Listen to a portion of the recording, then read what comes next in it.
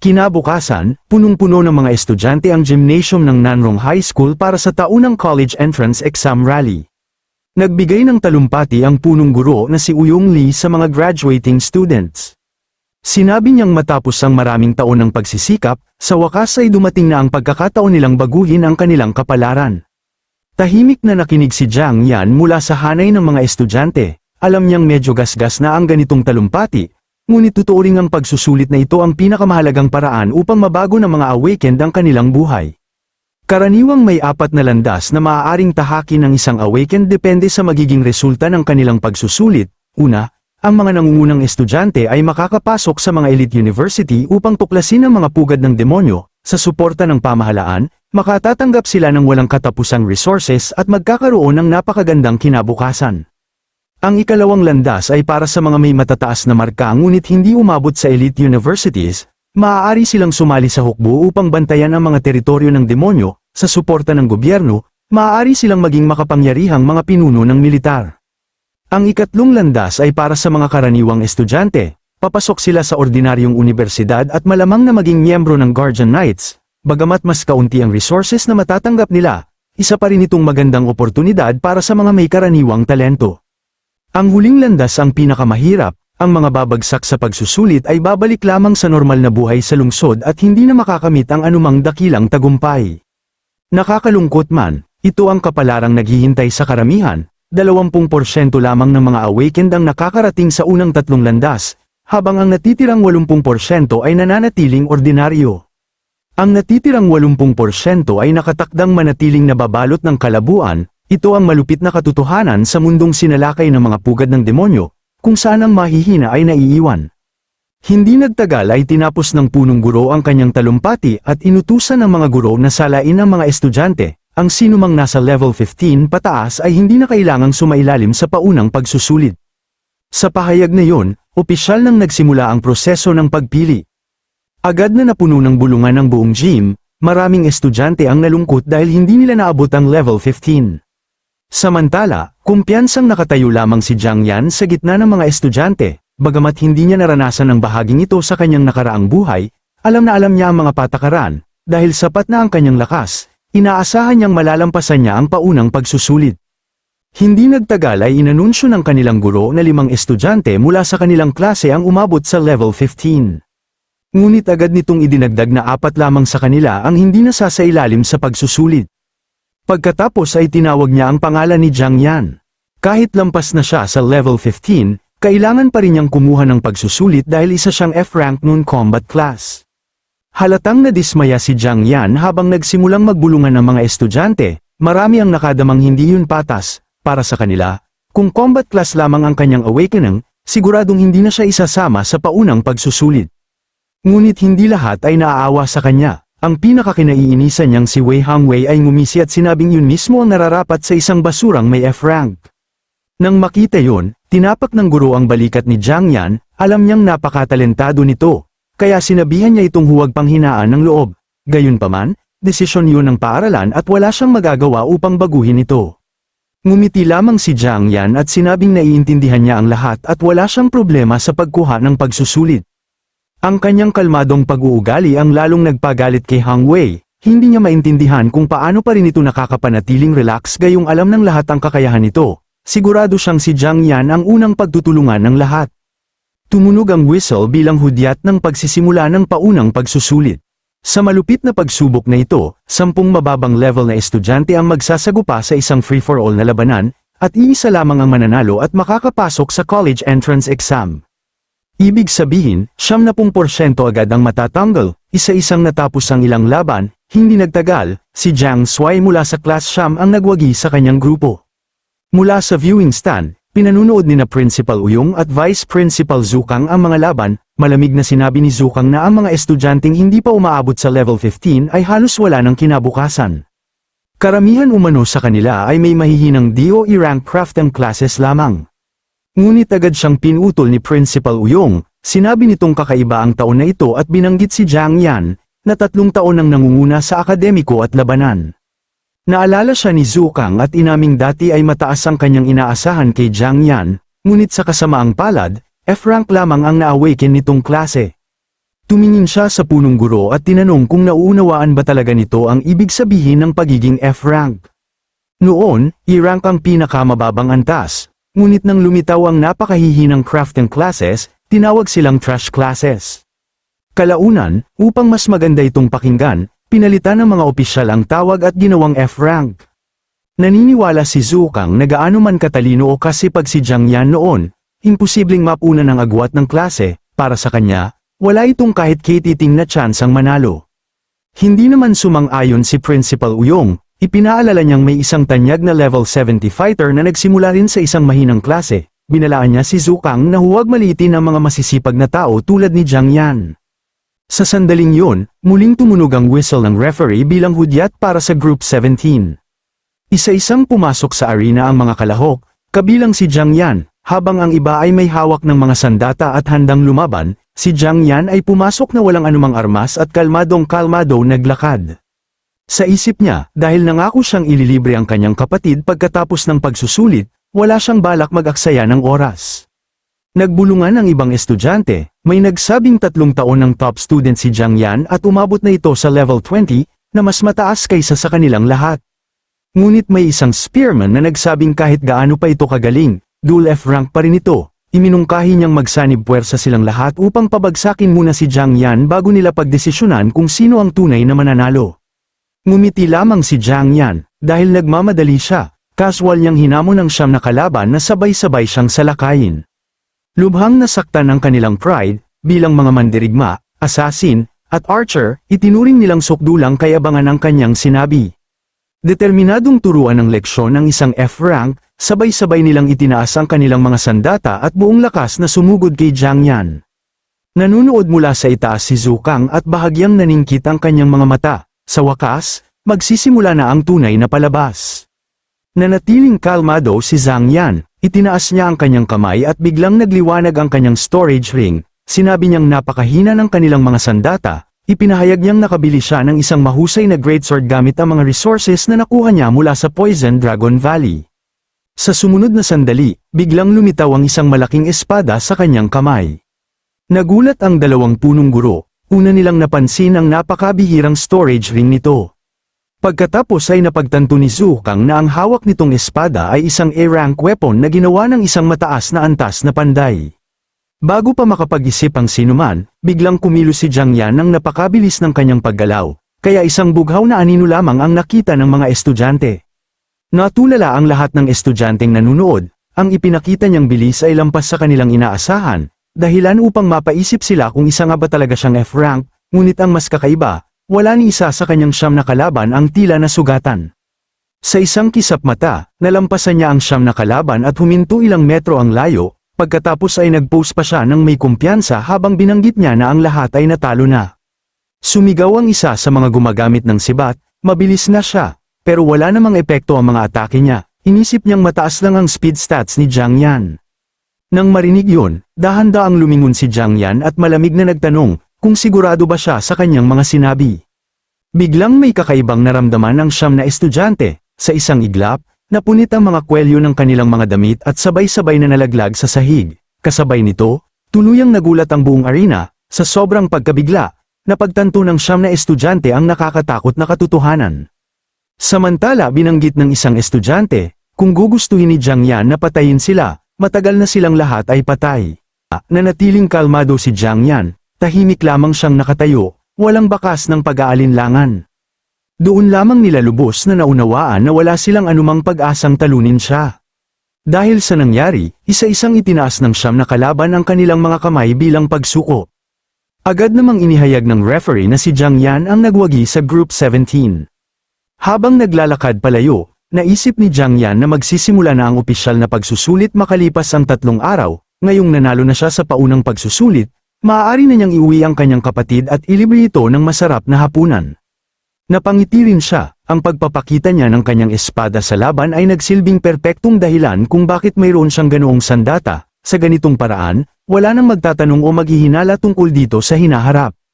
Sa itaas ng mga manunood, hindi pa rin makapaniwala si Zukang, hindi niya akalaing maaaring maging ganoon kalakas ang isang F-rank na estudyante, ngunit ngumiti lamang si Principal Yu Yang, Alam niyang ang sinumang nakaligtas sa Poison Dragon Valley ay mas malakas pa kaysa sa ipinakita ni Jiang Yan ngayon. Sinabi pa ng punong guro kay Zhou Kang na maging ang tanyag na si Lord Wu ay hindi naging ganoon kahanga-hanga nung kabataan nito. Sa pagkakataong ito, napatango na lamang ang vice principal bilang pagsang-ayon.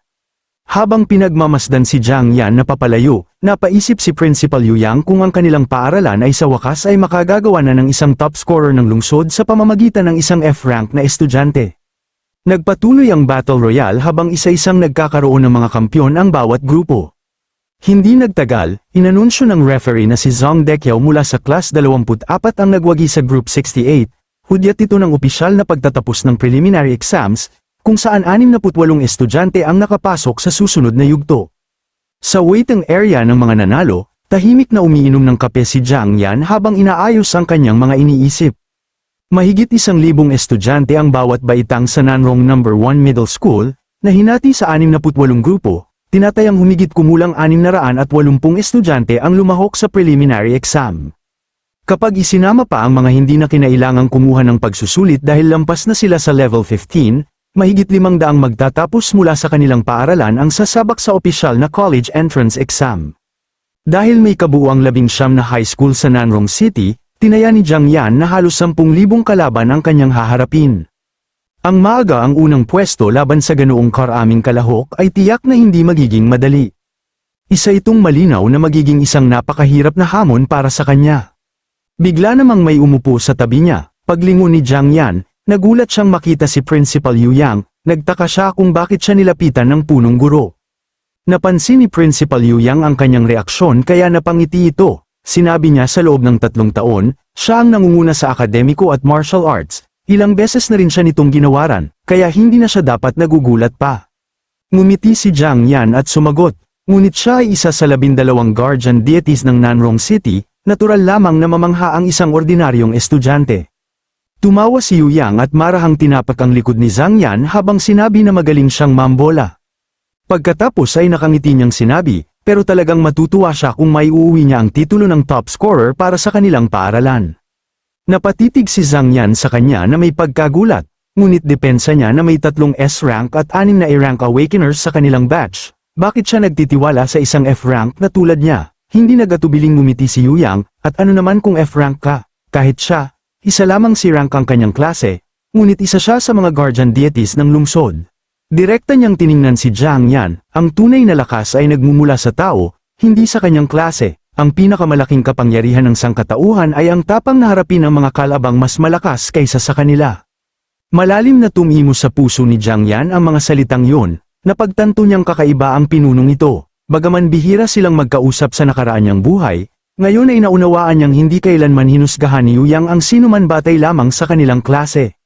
Isang bahagyang ngiti ang sumilay sa kanyang mukha habang humingi siya ng salamat sa kanyang principal. Ibibigay niya ang lahat para maiuwi ang titulo ng top scorer para sa kanilang paaralan. Nasiyahan si Yu Yang at itinaas ang kanyang kamao, kung ganoon, kasunduan na ito ng 2 lalaki. Ngumiti si Jiang Yan, nakipag-fist bump sa kanya, at sabay silang nagtawanan. Samantala, puno ng inggit ang tingin ng ibang estudyante, hindi nila maintindihan kung bakit tila napakasaya ng usapan ng dalawa, may ilan pang nagbiro na kahit matanda na ang principal, para pa rin itong isang masiglang binatilyo. Kinagabihan, tinupad ni Jiang Yan ang kanyang pangako at inilabas ang kanyang kapatid upang maghapunan. Habang naglalakad sa mga lansangan, naisip niyang ito ang perpektong gabi upang magdiwang bago ang pagsusulit kinabukasan, mula nang pumanaw ang kanilang mga magulang, payak lamang ang kanilang pamumuhay at hindi pa sila nakapupunta sa ganoong kagandang lugar. Huminto sila sa harap ng isang marangyang restaurant, tumingala si Yao at nagtanong sa kanyang kuya kung dito ba talaga sila kakain, naisip niya na umuwi na lang sila. Ngumiti si Jiang Yan at itinuro ang lugar, nagulat ang kanyang kapatid nang mapagtantong yun na pala ang kanilang destinasyon. Ang karatulang LRW's Premium Wagyu Grilled Meat. Nanlaki ang mga mata ni Yao, kilala niya ang restorang yun dahil nakita na niya ito sa internet, napakamahal nito at kailangang magpareserba ng matagal bago makakuha ng mesa. May pagmamalaking ipinakita ni Jiang Yan ang kanilang reservation, naayos na niya ang lahat at inaanyayahan na niya ang kanyang kapatid na pumasok na sila. Sandaling tumigil ang magkapatid habang pinagmamasdan ang eleganteng gusali. Napagtanto ni Yao kung gaano kalaking paghahanda ang ginawa ng kanyang kuya para sa sorpresa, Ayaw niyang sirain ang magandang mood nito. Kahit napakamahal ng hapunang ito, naisip niyang maaari naman nilang bawiin ang gastos sa pamamagitan ng pagtitipid sa mga susunod na buwan. Higit sa lahat, gusto niyang masiyahan ang kanyang kuya ngayong gabi bago ang napakahalagang pagsusulit. Mainit silang sinalubong ng marangyang restaurant, sa loob ay may pribadong mga mesa kung saan kumakain ang mayayamang bisita. Pagkaupo nila, nagtanong ang waitress kung gusto ba nila ng a la carte o set meal. Agad na umorder si Jiang Yan ng set meal C, dahil alam niyang kasama rito ang lahat ng pinakasikat na putahe. Sinabi ng waitress na agad niyang ipahahanda ang pagkain, nang mapansin ng simple nilang kasuutan, lihim siyang nagtaka sa napakalaki nilang in-order. Lumapit si Yao at mahinang nagtanong sa kanyang kuya, kung ito ba ang pinakamahal na set meal sa menu. Casual na tumango si Jiang Yan at sinabi na kung may iba pa siyang gusto, umorder lang siya. Natigilan si Yao sa pagkabigla. Dahil ang isang hapunang yun ay halos katumbas ng 10 buwang gastusin nila sa pamumuhay, hindi niya maiwasang mag-alala kung may iligal bang ginawa ang kanyang kuya para magkaroon ng ganoong kalaking pera. Bigla namang nagkaroon ng malakas na kaguluhan sa may pasukan, may isang estudyanteng sumisigaw at humihiling ng mesa kaagad dahil may pagsusulit siya kinabukasan, kahit wala naman siyang reservation. Siya si Wang Ju mula sa No. 7 Middle School, isang third-year student na may C-rank combat class. Magalang na humingi ng paumanhin ang waitress at ipinaliwanag na tumatanggap lamang sila ng mga may reservation. Bilang tugon, nagbanta si Wang Ju na sisirain niya ang restaurant kung hindi siya bibigyan ng mesa. Nang makita yon, bumulong si Yao kay Jiang Yan na inaabala ang waitress nila. Sumulyap lamang si Jiang Yan at sinabi na talagang puro basura ang mga senior ng No. 7 Middle School. Sa malas, narinig yun ni Wang Ju habang sinabihan siya na ulitin niya ang kanyang sinasabi kung may lakas siya ng loob. Agad siyang lumapit, ngunit bigla niyang nakilala si Jiang Yan bilang ang sikat na F-rank na estudyante mula sa No. 1 Middle School, habang kalmado lang niya itong tinitingnan. May pangungot siyang ngiti siyang yumuko at kinutya ang mababang ranggo ni Jiang Yan habang nagbabantang tuturuan niya ito ng leksyon gamit ang kanyang C-rank na kapangyarihan, ngunit hindi man lang siya pinansin ni Jiang Yan, tahimik lamang siyang humigop ng tubig. Pagkatapos ay bigla niya itong isinaboy sa mukha ni Wang Ju, na ikinagulat ng lahat ang kanyang ginawa. Ipinaliwanag niya na nadulas lang ang kanyang kamay habang kunwari ay inosenteng humihingi ng paumanhin. Galit na galit si Wang Ju habang nabasa ang kanyang mukha. Agad niyang inaktiba ang kanyang beast skill, lumobo ang kanyang braso dahil sa kapangyarihan ng demonic ape, na nagdoble sa kanyang lakas habang sinubukan niyang suntukin si Jiang Yan. Napasigaw sa takot si Yao at binalaan niya ang kanyang kuya na mag-ingat ito. Ngunit bago pa tumama ang suntok, may biglang humawak sa braso ni Wang Ju at pinigilan ito. Si Liu Tao yun, malamig ang tingin nito habang nagtatanong kung ano ang kanyang ginagawa. Napalingon siya sa may pagkagulat nang makilala niya ang kanyang boss na si Liu Tao. Nagtaka siya kung ano ang ginagawa nito sa lugar na yun. Alam niyang si Liu Tao ay isang B-rank fighter at kabilang sa top 15 ng kanilang paaralan. May pilit na ngiting ipinaliwanag ni Wang Ju na tinuturuan lamang niya ng leksyon ang isang F-rank at hiniling sa kanyang boss na huwag nang makialam. Sa halip, isang malakas na sampal ang ibinigay ni Liu Tao sa kanya. Galit nitong sinabi, ang lakas ng loob niyang galawin si Boss Jiang Yan, gusto na ba nitong mamatay? Nanigas sa pagkabigla ang lahat ng naroon, nalilitong sinabi ni Wang Ju habang nakahawak sa kanyang mukha na tiyak na may pagkakamali, dahil isa lamang namang F-rank si Jiang Yan. Ngunit sa sandaling yun ay may isa pang pamilyar na mukha ang lumapit. Si Lu Yuan, kalmado nitong sinabi, walang pagkakamali, at kung nahuli pa ng kaunti si Liu Tao, malamang nabali na ang kanyang braso. Agad na nakilala ng mga tao ang S-rank na henyo mula sa pamilyang Lu, labis silang nabigla na makita ang isa sa 3 pinakamahuhusay na estudyante na ipinagtatanggol ang isang F-rank. Pagkakita rito, ngumiti si Jiang Yan at sinabi na nagkita sila muli habang tinawag niya itong Little Yuan. Namula si Lu Yuan at agad na nakiusap, pwede bang huwag siyang tawaging ganyan sa harap ng maraming tao? Pakiramdam ni Wang Ju at ng kanyang mga kasama ay nananaginip lamang sila. Ang F-rank na kanilang minamaliit ay casual lamang na nakikipagbiruan sa sikat na si Lu Yuan, at hindi man lang ito nagagalit. Pagkatapos ay tumingin si Jiang Yan kay Lu Yuan at nagtanong, bakit parang walang magandang asal ang kanyang mga kaklase, gusto ba niyang siya na mismo ang umayos sa problemang ito? Biglang namutla si Wang Ju, tumulo ang malamig na pawis sa kanyang noo habang nanginginig siyang nakatitig kay Jiang Yan. Ang mahinang F-rank na kanyang kinutya ay bigla niyang nakita na parang isang nakakatakot na demonyo. Labis siyang nabigla nang makitang ang isang F-rank tulad ni Jiang Yan ay casual lamang na nakikipag-usap sa isang S-rank na halimaw na tulad ni Lu Yuan. Hindi niya maiwasang isipin kung sino ba talaga ang taong ito. At dahil ayaw na niyang magsayang pa ng oras sa mga piyasong yun, sinabihan ng ating bida ang mga bully na humingi ng tawad sa waitress at umalis kaagad. Mabilis namang yumuko ang mga siga sa kanya habang tinawag na siyang Boss Jiang Yan. Humingi din sila ng paumanhin sa mga staff sa kanilang nagawang kaguluhan, bago nagtakbuhan palabas ng restaurant sa sobrang takot. Samantala, umaasa ang waitress na hindi na sila muling babalik na may halong pagtataka ang kanyang reaksyon. Pagkatapos noon, sinabi ni Liu Yan na nakakatuwang nagtagpo silang muli roon, ngunit mas gusto niyang harapin ang ating bida sa finals ng college entrance exam. Habang kalmadong humihigop ng inumin si Jiang Yan, ibinalik niya ang hamon. May kasama pa itong kindat habang sinasabing pagbutihin ni Liu Yan ang pagsasanay, dahil kung hindi ito makapasok sa finals, hindi man lang sila magkakaharap. Nagulat ang S-rank na henyo sa mapang asar na sagot na yon.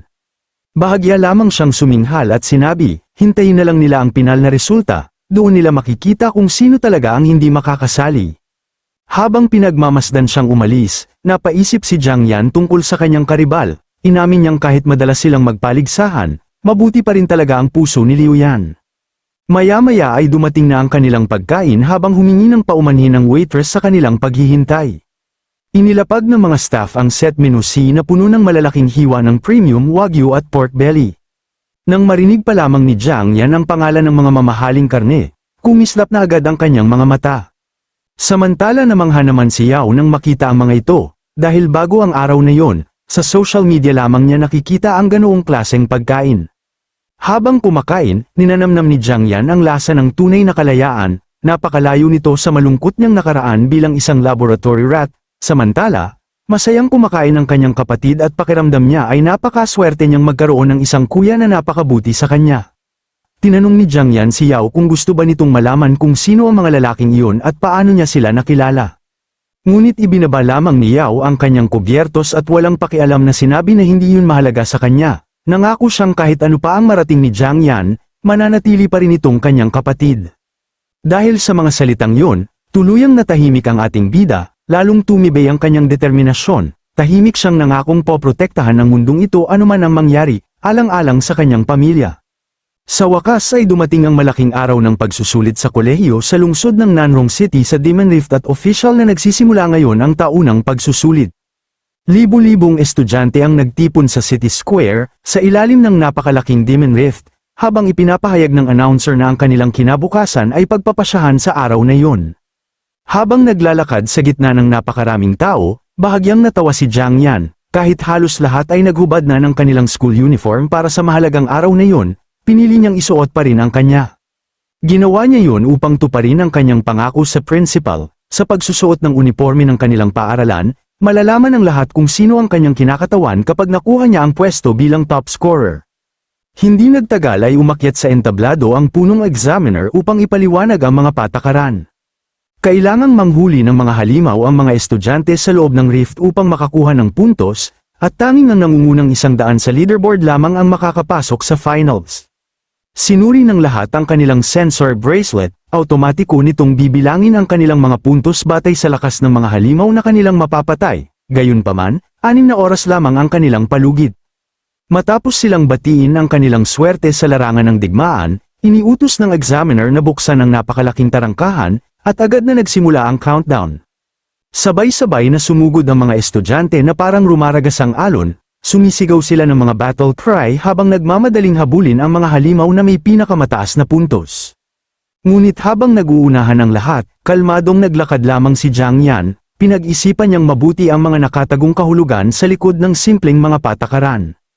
Napagtanto niyang napakatalinong pagpili ang Demon Forest bilang lugar ng pagsusulit, ang mga halimaw dito ay mula level 15 hanggang level 25. Hindi tulad ng dati niyang pinanghuhulyang lugar ang Poison Dragon Valley, wala ritong napakalalakas na boss monster. Sa halip, sari-saring uri ng mga halimaw na may magkakaibang lakas ang naninirahan dito, kaya ito ang perpektong lugar upang matukoy kung sino ang tunay na mga henyo.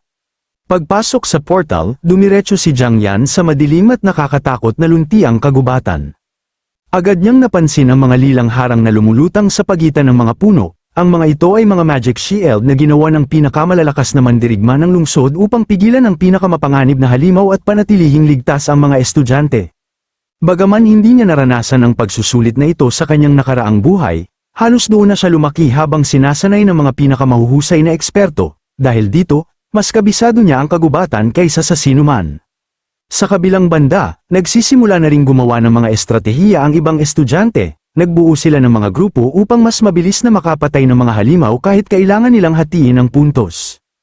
Agad nagtipon-tipon ang mga estudyante na may mga tank, healer, mage, at archer na bumuo ng klasikong party para linisin ang lugar. Habang dumaraan si Jiang Yan, tinanong siya ng isang babae kung ano ang kanyang klase. Nang mahinahon niyang sabihing isa siyang F-rank farmer, agad nagbago ang pakikitungo ng grupo. Pinagtawanan nila siya at nagtaka kung paano nakapasok sa pagsusulit ang isang napakahinang klase, sinabihan pa nila ang isa't isa na lumayo sa kanya. Hindi na bago kay Jiang Yan ang tratuhin na parang walang halaga dahil lamang sa kanyang ranggo, aminado siyang nasanay na siya rito. Ngunit mumiti lamang siya, dahil ang pinakagusto niyang gawin ay ang patunayang mali ang lahat at wasakin ang kanilang mga inaasahan. Sa isip na yun, tumalon siya sa ibabaw ng isang malaking bato at hinugot ang kanyang kumikislap na espada. Handa na siyang maging alamat sa pagsusulit na ito. Samantala, sa labas ng lungsod, nagtipon ang mga principal ng iba't ibang paaralan sa observation room upang panoorin ang leaderboard. Punong-puno ng pananabik si Principal Jong, ayon sa kanya, napakalapit ng labanan para sa unang pwesto nitong mga nakaraang taon. Biglang sumingit si Principal Sima at buong pagmamalaking sinabi na 4 silang S-rank na henyo ngayong taon, sigurado siyang muli nilang makukuha ang unang pwesto. Mula sa likuran ay nagsalita si Principal Yu Yang at tinuligsa ang makitid na pag-iisip ni Sima, ipinaalala niyang kahit A-rank lamang si Sima, hindi naman ito mas malakas kaysa sa kanya, patunay lamang yun na mali ang paghusga sa tao batay lamang sa klase nito. Tumawa si Sima at pabirong nagtanong kung ang tinutukoy ba ni Yu Yang ay ang F-rank na estudyante ng first high, hindi raw siya makapaniwalang iniisip nitong maaaring maging top scorer ang isang estudyanteng may napakahinang klase. Sumang-ayon si Principal Jong na hindi lang klase ang sukatan ng isang tao, ngunit malamig niyang idinagdag na ang isang F-rank ay hindi karapat-dapat tumayo sa parehong entablado ng tunay na mga elite. Tinawag sila ni Yu Yang na purong kalokohan ang kanilang mga sinabi, ipinagtanggol niya si Zhang Yan at ipinaalala na ang kanyang estudyante ay nakabasag ng ilang record sa training base. Nangako siyang mabibigla silang lahat sa magiging resulta at sinabi niyang panoorin na lamang ang screen. Ngunit mumisi lamang si Sima at sinabing ang training base ay isa lamang palaruan para sa mga bata. Pinagtawanan din ni Jong ang first high dahil wala umano itong tunay na talento ngayong taon. Dahil dito, napakuyom si Yu Yang ng ngipin sa sobrang galit. Biglang, wala pang 5 minuto mula nang magsimula ang pagsusulit, isang malakas na tunog ang umalingawngaw sa silid, nagliwanag ang leaderboard at lumabas ang unang kill ng araw. Napasinghap ang 3 principal sa bilis ng pangyayari. Inakala nilang isa na namang henyo mula sa mayamang pamilya ang unang nakapatay ng halimaw, ngunit agad na naisip ni Yu Yang na baka ang kanyang estudyante ang may gawa nito. Nang makita niya ang pangalan sa leaderboard, hindi niya napigil ang mapangiti, tahimik niyang pinuri ang kanyang estudyante sa muling paggawa ng tila imposibleng bagay. Kasabay nito, namutla sina Sima at Jong sa matinding pagkabigla. Hindi nila maunawaan kung paano nagawang mapatay ng isang F-rank na estudyante ang isang napakalakas na halimaw sa loob lamang ng ilang minuto.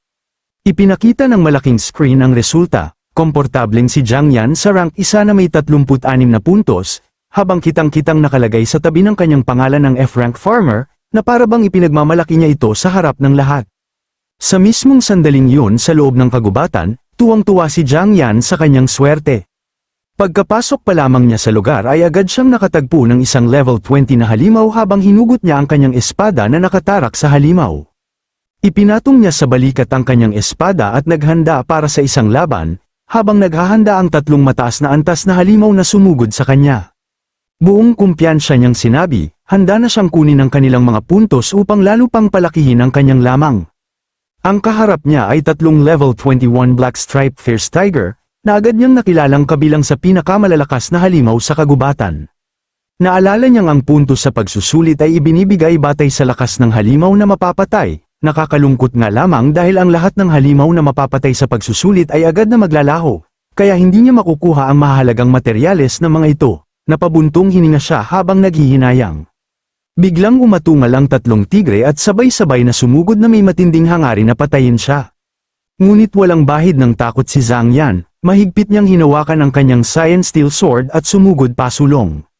Para sa isang ordinaryong examinee, ang pakikipaglaban sa isang grupo ng ganitong mga tigre ay kasing sama ng pagharap sa isang boss monster. Ngunit hindi na ordinaryo si Zhang Yan, paglundag ng unang tigre, kumislap ang kanyang espada at sa isang iglap ay tinapos niya ito. Matapos niyang patayin ang halimaw, nakangiti niyang sinabi, na kahit ang mayayamang pamilya sa Nanrong City ay hindi basta-bastang makakakuha ng kagamitang tulad ng kanyang Science Steel Sword at Kirin-skin trench coat. Agad na lumitaw ang system notification, napatay ang target at nakakuha niya ang 900 EXP, sa Black Stripe Demon Tiger na may level 20 habang nagbigay naman ng notification ang kanyang bracelet na nakuha din siya ng 36 points reward. Nang makita ng ikalawang tigre ang madaling pagkamatay ng kasama nito, umatungal ito at ginamit ang likas nitong kakayahan na Black Stripe Brute Force, na nagpapataas ng lakas at liksi nito ng 15%. Ngunit mumiti lamang si Zhang Yan, pinakagusto niyang kalaban ang mga umaasa sa mga skill. Itinaas niya ang kanyang kamay at agad na ginamit ang Modify, sa isang iglap, na bago ang kakayahan ng halimaw, mula sa Black Stripe Brute Force, naging Black Stripe Weak Force ito. Sa halip na lumakas, bumaba ng 15% ang lakas at liksi ng tigre, dahil sa biglaang paghina, tuluyang natigilan ang halimaw. Sinamantala ni Zhang Yan ang pagkakataon, isang mabilis na hiwa lamang ng kanyang espada ang dumaan sa leeg ng tigre at agad itong napugutan. Muling lumitaw ang system notification, napatay ang target at nakakuha siya ng 950 EXP habang nagbigay naman ng notification ang kanyang bracelet na nakuha din siya muli ng 36 points reward. Pagkakita sa pagkamatay ng dalawa nitong kasama, tuluyang nawala ng tapang ang huling tigre, sa halip na lumaban, mabilis itong tumalikod at tumakas. Ngumisi lamang si Zhang Yan, huli na ang lahat para makatakas ang halimaw. Sa isang makinis na galaw, ibinato niya ang kanyang espada. Tumama ito na parang kidlat at dumiretso sa panga ng tumatakas na tigre, agad itong pinatay, isa na namang 900 EXP ang nadagdag sa kanyang kabuuang karanasan. Habang nagbigay naman ng notification ang kanyang bracelet na nakuha din siya ng 36 points reward. Kalmado niyang pinulot ang kanyang sandata at tumingin sa mas malalim na bahagi ng kagubatan, mas malalakas na halimaw ang katumbas ng mas maraming puntos sa pagsusulit. Nang hindi na lumilingon pa, nagpatuloy siya sa kailaliman ng gubat. Hindi lamang ang pagiging unang pwesto ang kanyang layunin, gusto niyang maging pinakadakilang alamat ng pagsusulit ngayong taon. Samantala, sa ibang bahagi ng kagubatan, isang binata ang tumingin sa ranking sa kanyang sensor bracelet, nasa pinakatuktok si Zhang Yan na may 136 na puntos. Ang binatang iyon ay si Zhao Ao, isang level 19 B-rank combatant, hindi siya makapaniwalang isang F-rank na basura ang nangunguna sa leaderboard, lalo na't nalampasan pa nito ang kanyang senior na si Yu Feng. Kasama niya ang kambal na claw fighters na sina Shui Li at Shui Liang. Hindi makapaniwala si Shui Li, itinuro niyang isang S-rank ang klase ni Yu Feng, kaya imposibleng matalo ito ng isang F-rank, sumang-ayon naman si Shui Liang, kumbinsido silang nandaraya si Zhang Yan. Ngumiti si Zhao Ao nang may sumagi sa kanyang isipan, kung marunong itong maglaro ng marumi, gagawin din nila ang ganoon. Walang pag-aalinlangang tumango ang kambal, para sa kanila, si Yu Feng lamang ang nararapat maging top scorer. Samantala, napatay ni Zhang Yan ang isang level 20 wild bull, na nagbigay sa kanya ng karagdagang 800 EXP at 28 rewards. Ngunit may napansin siyang kakaiba habang lalo siyang lumalalim sa kagubatan, mas lalo namang kumukonti ang malalakas na halimaw na kanyang nakakasalubong. Habang iniisip niya ito, biglang may narinig siyang palakpakan sa kanyang likuran, isang boses ang pumuri sa kanya, talagang karapat-dapat siya sa reputasyon ang kasalukuyang nangunguna sa leaderboard. Lumingon si Zhang Yan at kalmadong nagtanong kung sino sila. Nagpakilala si Zhao Ao bilang estudyante ng Number Middle School at magalang na inalok siyang bumuo ng isang koponan. Ngunit agad tumanggi si Zhang Yan at nagpatuloy lamang sa paglalakad habang nagulat ang tatlo, dahil para sa kanya, napakalinaw ng tunay nilang intensyon sa likod ng kanilang mga peking ngiti. Nang makita ang mabilis niyang pagtanggi, dali-daling hinaranggan ni Zhao Ao ang kanyang daraanan, sa mahinang boses, inalok siya nito nang sa tingin niya ay hindi matatanggihang pagkakataon. Ayon sa kanya, natuklasan nila ang isang pugad ng mga halimaw na puno ng mga high-level na nilalang. Kung nais ni Zhang Yan na mapanatili ang kanyang unang pwesto, tiyak na kakailanganin niya ang mga dagdag na puntos mula roon. Sa likuran naman, kunwari sumasang-ayon sina Shuili at Shuili ang habang palihim na nagtatawanan. Tahimik na pinagmasdan ni Jiang Yan ang ekspresyon ni Jiao Ao at mabilis na sinuri ang sitwasyon, ang taong ito tiyak na may plano sila. Inisip niya sa libu-libong kalahok, ang tatlong ito ay eksaktong siya pa ang hinanap upang ialok ang mismong bagay na kailangan niya. Napakalinaw na isa itong patibong, halos nakatatawa kung gaano kalantad ang panlolokong ito. Talagang ang mga estudyante sa high school ang karamihan ay pawang mga baguhan. Dahil gusto nilang maglaro ng marumi, napagpasyahan niyang ipakita sa kanila kung ano ang ibig sabihin ng tunay na panlalamang. Nagkunwari siyang interesado at tinanong kung totoo nga ba ang sinasabi nilang pugad ng mga halimaw. Inamin pa niyang nag-aalala na siya dahil kakaunti na lamang ang kanyang nahahanap na malalakas na kalaban. Palihim na natuwa si Jiao Ao, sigurado siyang nakagat ni Jiang Yan ang kanilang patibong. Mainit siyang ngumiti habang palihim na nangungutya, iginiit niyang totoo ang lahat at hinikayat si Jiang Yan na magmadali bago pa ito maunahan ng ibang kalahok. Tumango siya at pumayag na sumama sa kanila. Habang papasok sila sa mas masukal na bahagi ng kagubatan, palihim na natawa si Jiao Ao at ang kanyang kasama. Kapag wala ng ibang makakita, plano nilang bugbugin si Zhang Yan hanggang mapilitang umatras sa pagsusulit upang hindi na nito mabanta ang pwesto ni Yu Feng. Habang naglalakad, naalala ni Jiao Ao ang naging usapan nila noon sa ama ni Yu Feng. Nangako ang lalaki na kapag naalis nila ang sinumang banta sa ranggo ng kanyang anak, gagamitin nito ang kanyang impluwensya upang maipasok sila sa militar. Dahil B-rank at C-rank lamang ang kanilang mga klase, alam nilang mas maganda ang kinabukasang naghihintay sa kanila sa militar kaysa sa isang ordinaryong universidad. Pagbalik niya sa kasalukuyan, napangiti si Jiao Ao. Akala nila noon ay mga S-rank na henyo lamang ang kayang makipagsabayan kay Yu Feng, ngunit ngayon, isang F-rank ang biglang nanguna. Tuwang-tuwa niyang iniisip, dahil pakiramdam niya ay regalo ito ng langit, kapag napabagsak nila si Jiang Yan, tiyak na ang kanilang magiging kinabukasan sa militar.